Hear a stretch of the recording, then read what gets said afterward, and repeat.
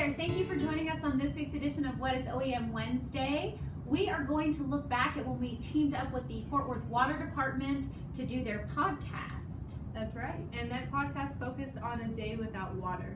Unfortunately, I couldn't be there, but Fletcher took my place, and he did a great job. You'll see some footage of that in just a moment. Yes, so let's take a look. What you guys do, and you said, well, we sit around and we imagine the worst thing that could possibly happen, and then we try to prepare for that. And I said, well, coming up we have Imagine a Day Without Water, where we imagine the worst possible thing for our water department, not have any water. So I thought it would be a good fit for you guys to come on.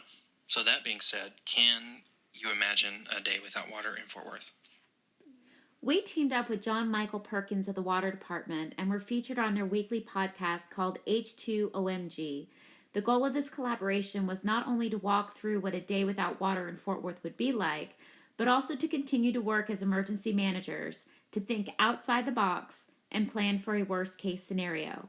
What are some of the events or disasters that could cause us to go without water? We could have infrastructure collapse, power outage, extreme weather, cyber attacks, contamination, vandalism, and fire. That's just to name a few that will keep you up at night. Yeah, pretty bad ones.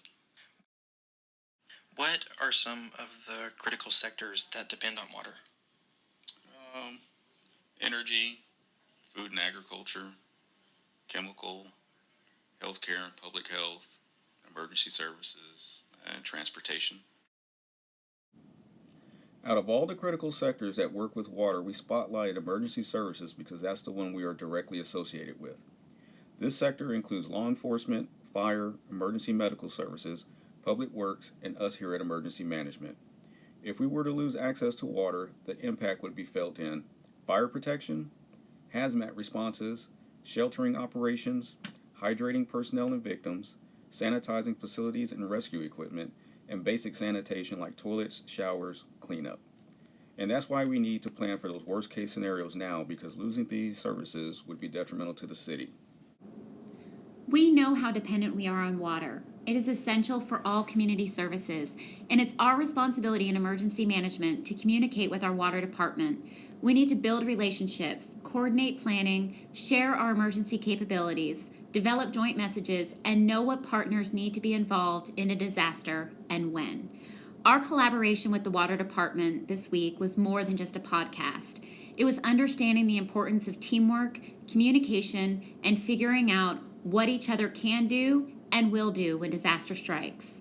Prepare now and be ready if and when. All right, thank you for joining us on this week's edition of What is OEM Wednesday. Until next week, I'm Kristen. And I'm Selena. And I'm Fletcher. Stay safe, Fort Worth.